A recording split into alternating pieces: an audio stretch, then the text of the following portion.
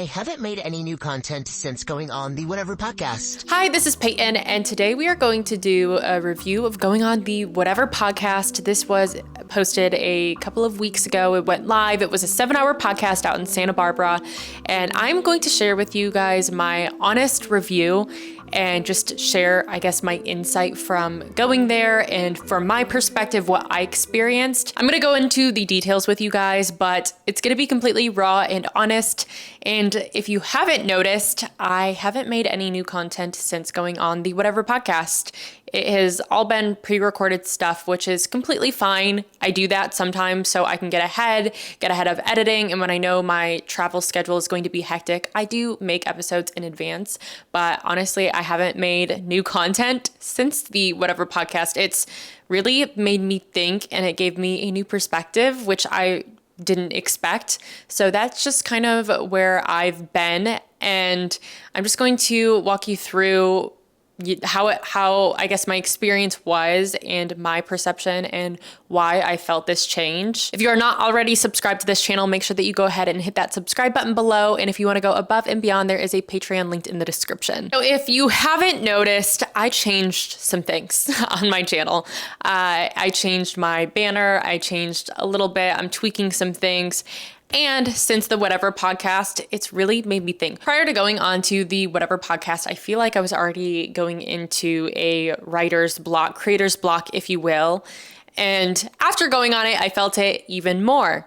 So it was very insightful, and I think it really challenged me in a lot of ways. It challenged my perspective, it challenged my thinking, and really made me press into where I want to go, where I want this channel to go, where I want my brand to go, what I want to do, and what is my impact, because I feel like I've kind of almost lost my sense of purpose as a creator in the last few months. There's been a lot of change, and I feel like this happens to a lot of creators. It's like a creator burnout of you always have to have a new idea. You always are thinking about what's next. And it's so hard to be thinking about all of these things, having strategy, editing videos, the day-to-day tasks, and then planning forward. Like, what is going to be my episode next week, in the next few weeks? What am I going to do in the future? What are my next big projects? There's so much thinking going on. And I feel like I was just overthinking to the point where I hit a burnout, where I just couldn't think anymore. I'm like creatively burnt out. So, the Whatever podcast, I was really excited to go on that because I felt like it was going to give me a new energy, and I was going to come back even more excited to make even more content for you guys. And that's not what happened. I came back and I tried to record for you guys. I couldn't. I felt like I had nothing. Like, I was just burning out. I'm looking at the camera. I was trying to script episodes, and I did even have episodes prepared. I had scripts done. I had talking points. I had things that I wanted to talk about, and I simply couldn't do it. I tried, and it just wasn't happening. My personality wasn't there to record, and I didn't have the same energy. So I just didn't. I've been editing old episodes, which, like I said, is completely fine. But something definitely shifted, and I was just trying to think, like, where did this come from? Where was the shift? I kind of already knew that I was headed into a shift before I went there on the Whatever podcast. And then afterwards, I felt it even more like I can't do what I'm doing now, and something has to change. So if you may have noticed, I've changed a couple of things on the channel. And I will say this experience, it was already coming, but this kind of pushed it. And something that I realized going on this Whatever podcast was, first of all, let's address the elephant in the room. So prior to going on, someone sent me what Patriot Barbie and Kendall in Kentucky said about going on the Whatever podcast. And I'm not here to start drama or stir the pot. That's not my intentions at all. But I did see that they had a negative experience on the Whatever podcast, which is fine because that's their experience. That's their perspective. But I was a little nervous to see how it would go with us. I was hoping that we would have a good experience. I'm like, I'm not sure, but this is like one of the first negative things that I've seen about it. So I was a little nervous. Someone sent it to me. And after going on the Whatever podcast, we had a completely different experience, Michelle and I.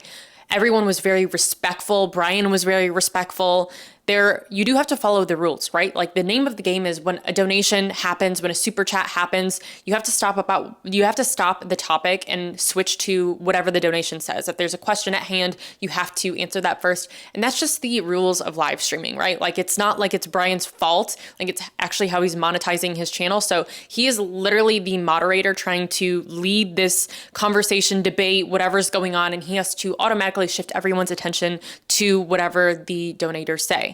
So it makes a lot of sense. It's the name of the game. So if you get caught off, if you have to get switched off a topic, it's not necessarily his fault. It's like this is how he runs it. So, I understood that coming into it. And no, I knew before coming on, like, you have to be respectful. I do want to have conversations with these people, and you just have to keep, the respect at hand. Like, I don't care how someone else wants to handle a conversation with me, but I do want to handle myself in a very respectful manner. So, after going on, I didn't experience anything negative, and I did see what Patriot Barbie said, that she felt completely disrespected, and I wasn't in the room with her. I don't know, but it did seem, I don't know if that was really an accurate representation of what actually happens at the Whatever Podcast. They have very notable guests. I think Brian's very professional. Like they have people like Michael Knowles on. They do have big people on, and Lila Rose. So they know how to handle professionalism, and I think they handled it very well. Also, Brian, his job is kind of to stir the pot. This is a conversation podcast about dating and, spicy topics. So Brian kind of has to stir the pot to make entertainment.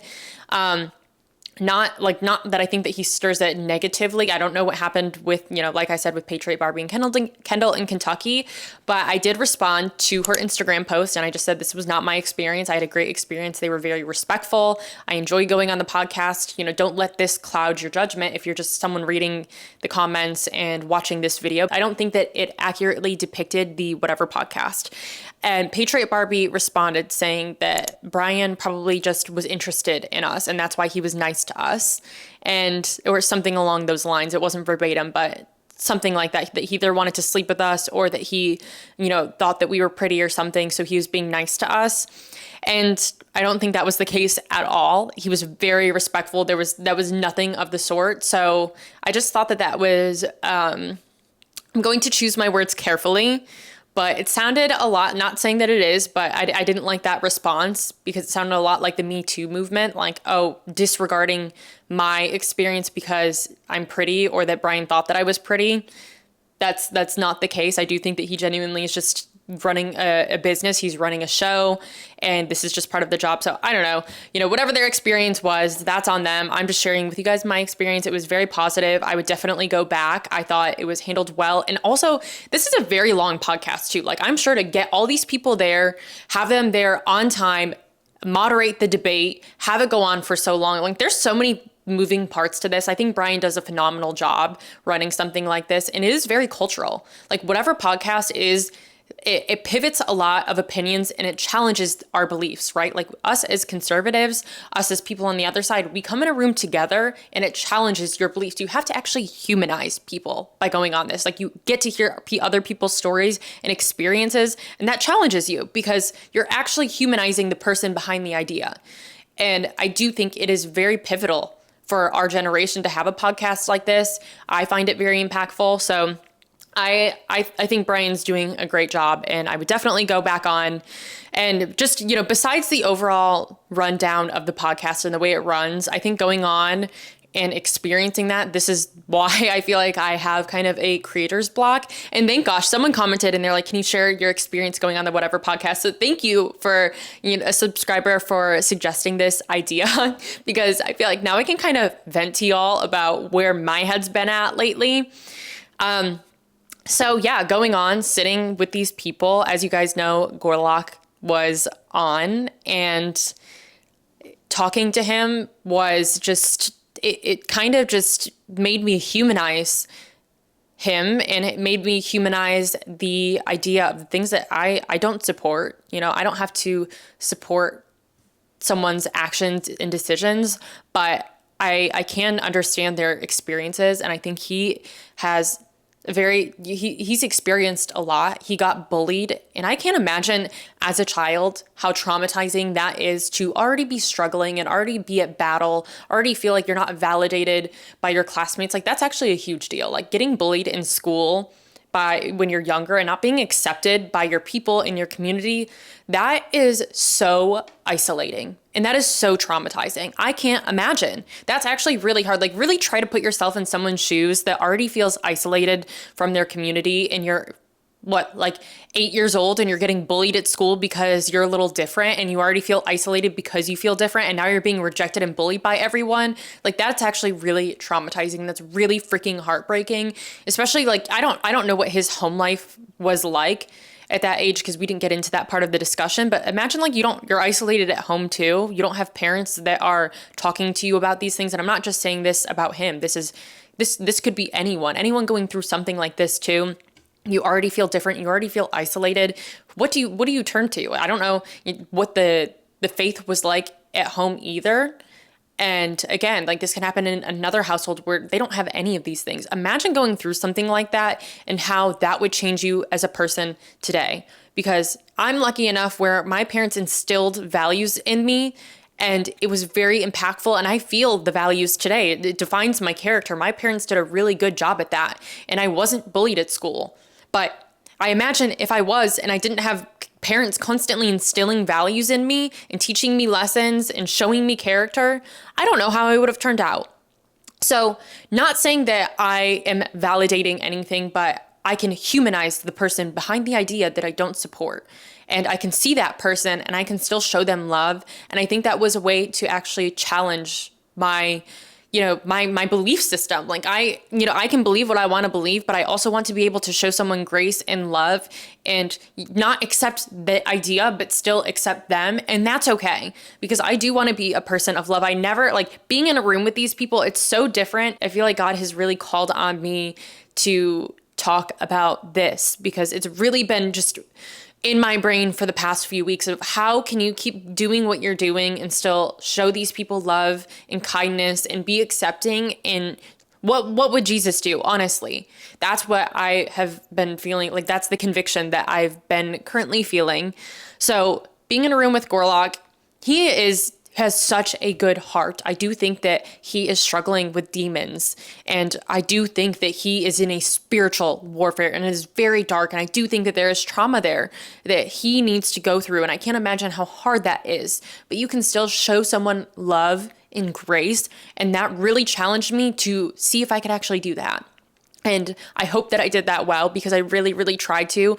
And even talking to Avery and Aurora, the OnlyFans girls, like, it seems like they do have a dark past too. They have a lot of things going on.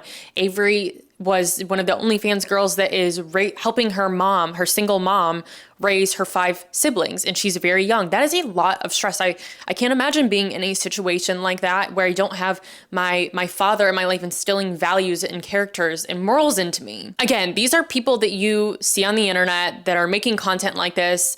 If I wasn't on that whatever podcast and I was just listening to this, I would probably be shaking my head like, how are these people okay with doing this? And, why is this girl selling her body on the internet and her brothers are subscribing to her channel? Like, that is awful. How does she not know how awful that is?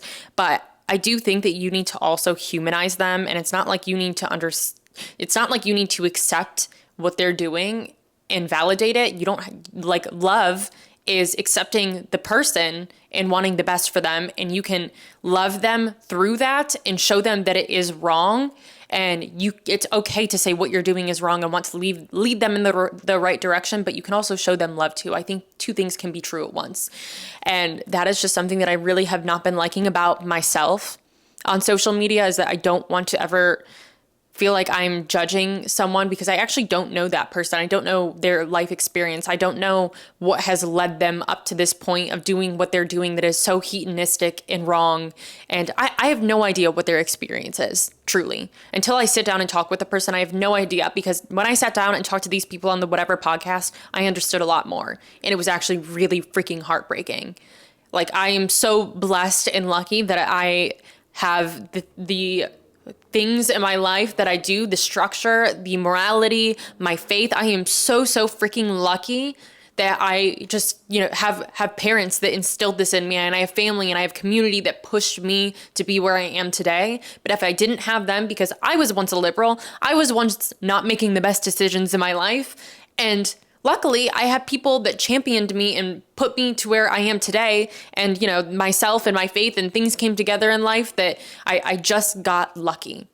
And I am so grateful that I am here where I am and I've come this far in life, but I don't know what would happen if, I didn't have these things, opportunities and people come into my life and showed me right from wrong and great parents. I have no idea. So I think it really just challenges a lot of things. And I just feel like I've been really challenged lately. It's made me kind of want to restructure because I have my morals and values. I am conservative. I am Christian. I believe in God. But I think that there is a way of doing those things in a kinder way. Because what I've been looking at is, I'm not saying that I haven't done it, but what I'm looking at in the movement of this political warfare that we're in, it is so divided and so mean, and there's nasty words that have been thrown around, and I think it's gotten a lot better now. But like the whole liberal tears, I'm not saying that I didn't participate it, but in hindsight, I'm looking back at it now, and it's so hateful. Like liberal tears, absolutely roasting the libs, just so much hate and aggression towards someone else of another political party. And it's not just conservatives, liberals do it to us as well, but conservatives do it too. We are so hateful in the movement sometimes, and it's not everyone, but there are some people that in the movement, and it's so hateful and unwelcoming, and there's no grace being shown. And I'm not saying that I'm perfect either, but I think it's something that I realized, and going forward, oh my gosh, we need grace. We need to be able to humanize people, because it's so easy to see dumb things on the internet, dumb TikToks of girls doing stupid things, these stupid movements, the libs of TikTok showcasing all of these things. But what I see now is the brokenness. I have no idea what is possessing these people, what kind of evil they have experienced, what kind of homes they grew up in, because that's what I really think it is. When I see someone that is making very, very poor life decisions that is going to alter the rest of their life, I'm just thinking, what does your home life look like? What happened? What trauma is there? Because this is trauma. And the only difference is, we all have trauma, but the only difference is I can see theirs, or it's being showcased on the internet. And what kind of trauma are they trying, that they're not healed from, that they've experienced? Because I'm sure it's something dark. I just think that there is so much more to their story than what you're seeing, what the idea is, right? Like whatever you don't like about these people that go on these panels that are doing things like OnlyFans, or they claim that they are a different gender. What you don't like is the idea, but you never get to see the human and their life experience before that, because actually it's heartbreaking. And I don't know if you can relate to any of their experiences, but it's really hard. And if you have experienced something similar and you come out different, great. You are so strong. But it's not, everyone's just not everyone is capable of going through something so dark and so satanic and evil. Like maybe they don't have strong enough faith, or they just don't have something there, or they already have demons within themselves and they're being attacked. And so I do truly think that it is something so much deeper. And going forward, I do want to make sure that I am first and foremost, conservative Christian, but I also need to be showing grace. I also need to be showing love and kindness and respect. And those are really, really important, because I never want to be so judgmental. And even the one of the girls, the girl that has the 100 plus body count, and she's now a stepmom, I reacted to one of her podcasts before I went on to the Whatever podcast a couple of weeks ago. A couple of weeks prior to that, I reacted to her saying that she had over 100 plus body count. But here's the caveat thing, right? That she completely regrets it, and she was sounding the alarm on the body, or the sexual revolution, saying that sex is liberating. She was sounding the alarm, saying that it is so untrue and that she regrets her past. And when I reacted to that, my first thought in my head was, wow, she is very raw and honest, and that is very brave that she's coming out and saying something like this, that kind of just she's putting it all out there to be judged, for people to comment, for it to just be put out there. But she wants to be able to reach people that are going through something like that and let them know that they can change and that she regrets it. And she's just putting it all out there. And so that's something that I admire her courage. I don't approve of what she's done, but I admire her courage for coming out and saying something like that in hopes of changing other people. That's very admirable. And I just think that we need more grace, I guess, in the end. So ultimately, I'm going to change a few things on the channel, and hopefully I get my spark back, because not to say that it took away my spark or anything. Like I said, I was already kind of going through something in my own head of just what I want this to be. And I do want it to be a place where I can show people that you can learn from your mistakes, because shoot, guys, I share my mistakes on here. I was a freaking liberal in college. I want to be able to share my past mistakes and just, my past in general, because that's what I can give advice on, is the things that I have done and what I wish I did differently and what I would change now, and just be able to share that with you guys. It's more of just conversational advice. So it's something that I admire, is the humanizing of these people. And I want to be able to be humanized, and I want to humanize other people. And we need just more of the honesty, because gosh, we're not all perfect. Sometimes we have past, we have history, we have trauma, we have things. We are people. We are not cookie cutter perfect people. And if we lived in a world like that, it wouldn't be good, because our life experiences shape who we are, and it shapes character.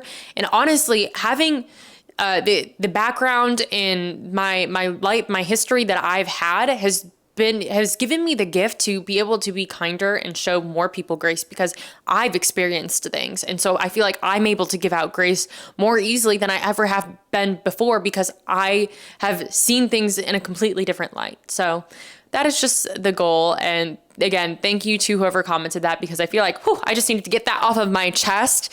And yeah, I think that we'll be, I'm excited for the content that I'm going to make in the future, because I think this was just such an impactful thing. And it was something that I needed to go to experience something like this, to have this revelation. I am grateful for what I have and what I'm doing in the community that is here.